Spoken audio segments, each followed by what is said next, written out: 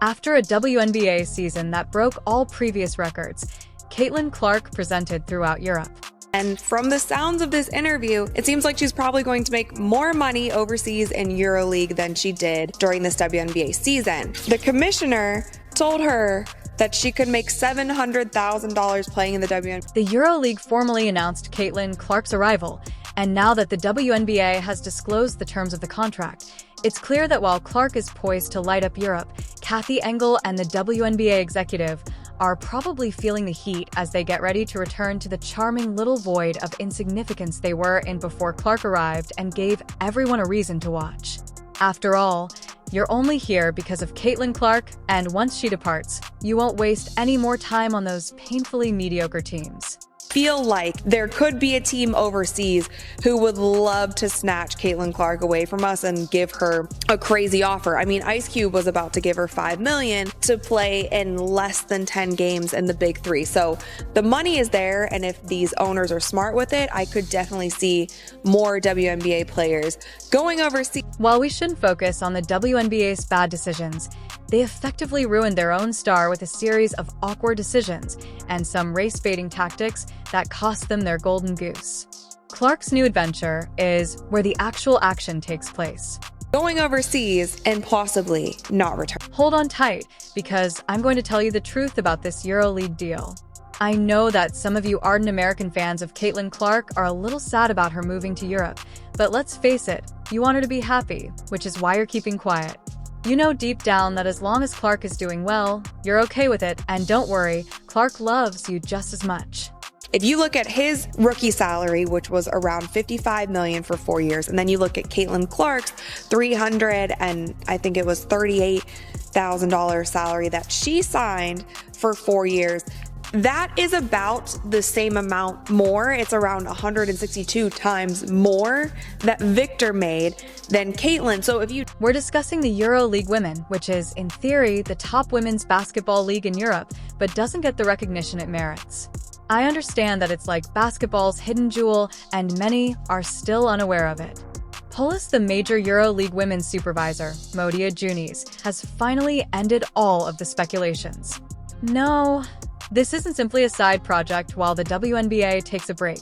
Caitlyn Clark is officially packing her bags for Europe. We sold out. It's unbelievable. So Atlanta would normally have 3,000, 4,000 people. Now they have 17,000 people, and they sold 1,000 standing room only tickets. So when we walked into the arena, people were on that third balcony looking down at the tops of our players' heads to watch. For those who might not know, the EuroLeague Women's League is governed by FA Europe, and trust me when I say that some of the most competitive basketball occurs there. This isn't your typical summer vacation league either. Because of the October-April EuroLeague, Clark can play basketball all year long. She is essentially setting herself up to dominate on both sides of the pond, like she is playing chess while everyone else is stuck playing checkers. Game in Europe is almost better than the game in the NBA. And here's the thing, don't get me wrong, this league is serious.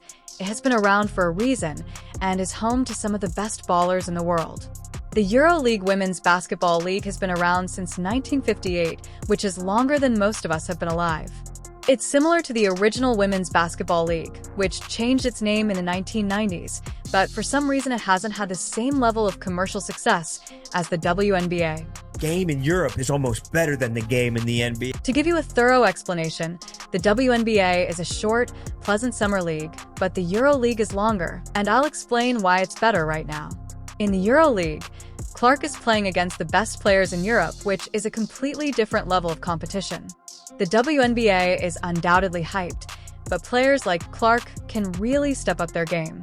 The biggest team in Europe, but and I didn't, I knew it, but didn't know how big they were. And we travel like superstars. You know what I'm saying? Oh, really? Yeah. That sounds like a dream. Yeah. Traveling around Europe, playing basketball. Like we went to Paris played in Paris for the EuroLeague champion. And the WNBA is obviously going crazy right now. Who wouldn't be? It's Caitlyn Clark, the biggest name in women's basketball in a long time, leaving. Why Europe, you ask? It's just dominance to improve her game and show that she isn't just the queen of one castle, but is ready to rule the entire basketball kingdom. Clark is going for Europe and isn't satisfied with just dominating the WNBA court. And from the sounds of this interview, it seems like she's probably going to make more money overseas in EuroLeague than she did during this WNBA season. For some time now, there have been whispers that Clark would be moving to Europe, but when Pamodi Junes, the head coach of the EuroLeague women's team, officially confirmed it, it was like a bomb to the basketball community. Caitlyn is going to Europe to play for one of the top EuroLeague teams. And this isn't just your normal off-season workout, rather it's her stepping into new territory, a new level of competition, and making her name an even greater global sensation. Meanwhile, the WNBA is undoubtedly sweating uncontrollably after that crazy rookie season. Clark was their ace in the hole to keep people's attention on women's basketball in the US. Her rivalries with players like Angel Reese, her half-court bombs, and her jaw-dropping plays had people paying attention for once. However, now that she is alternating between Europe and the WNBA, the leagues have a serious issue because Clark works for them part-time. There will be less screen time, less publicity, and fewer viral moments. Let's be honest, losing Clark, even on a part-time basis, is a huge blow because she was expected to play for the WNBA for years. This is the problem with Caitlyn Waters to answer to. By playing in two of the most competitive leagues in the world without missing a beat while everyone else is stuck on checkers, Clark is effectively tripling her opportunities. It's a great move that makes her more well-known throughout the world while everyone else tries to understand what happened. From a business perspective, it makes sense, but we run the risk of losing more players to play elsewhere, and let's not even talk about the financial aspect of going to Europe. It will be incredible to watch Caitlyn Clark's global takeover unfold, and European basketball fans will be lining up for front-row seats to the game as her move just launched her international stardom into overdrive. Caitlyn Clark is opening herself up to a whole new market and a whole new fan base, proving that she is more than just a baller. If the business aspect makes sense, we could lose more players to playing overseas. Regarding the WNBA, they are in a challenging position since they heavily relied on Clark, and their marketing strategy has suffered since she is now employed by multiple leagues. Caitlyn Clark was the driving force behind the league's next phase of growth. She was their social media darling and their face of the future. However, now that she is leaving for Europe on a part-time basis, they know they have a huge hole to fill, but the fact that the ratings for the series fell off a cliff shouldn't surprise anyone. If I'm watching the Indiana Fever game, I'm just waiting for Caitlyn Clark to catch the F. And here's the evidence. Since Clark joined the WNBA, viewership for the Indiana Fever games has skyrocketed. Her rivalry with Angel Reese is so captivating that people are glued to that drama, and her deep threes are essentially viral gold. The WNBA has been riding the Clark wave, but now that she is splitting her time between leagues, those incredible moments will become less frequent. Clark isn't just interested in short-term gains. She has long-term goals, building her brand, improving her game, and leaving a lasting legacy on a global scale. This isn't just a player seeking a challenge.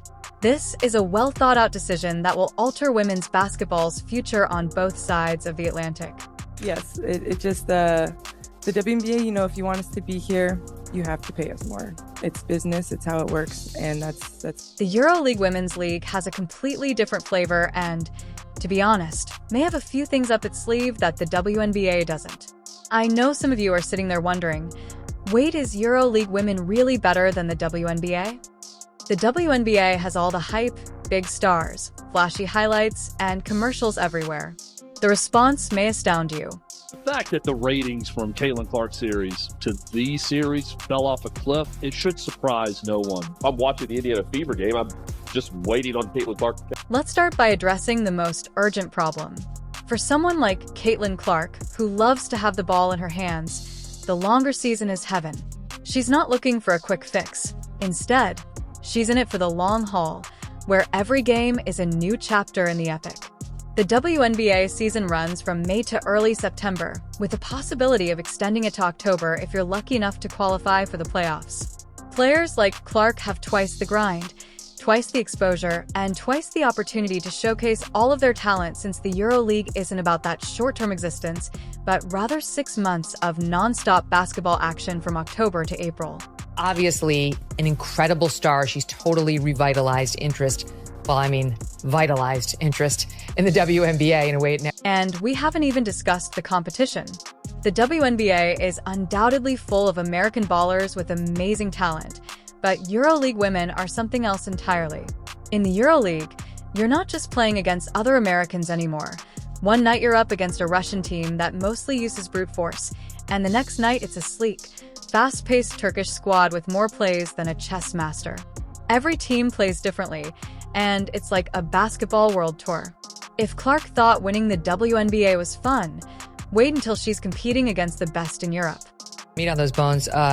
Via Forbes, okay, they have the highest audience they've seen in 24 seasons in the WNBA games. Televised games with Caitlyn Clark's Indiana Fever averaged 1.18 million viewers compared to 394,000 for all other games. There were a record 22 games that averaged over 1 million viewers, 19 of which involved Caitlyn. The WNBA is all about the glitz and glamour, the bright lights, and the buzz on social media. It's definitely made for the Instagram generation, but EuroLeague ladies are different. I know you're thinking, boo. But what about the excitement? Every play, even the long threes by Breanna Stewart, has the potential to be a highlight reel. Beast is more focused on the fundamentals than the flash. They're similar to purists in basketball, where immaculate strategy, execution, and precision are more significant than who can make the most three-pointers from 30 feet.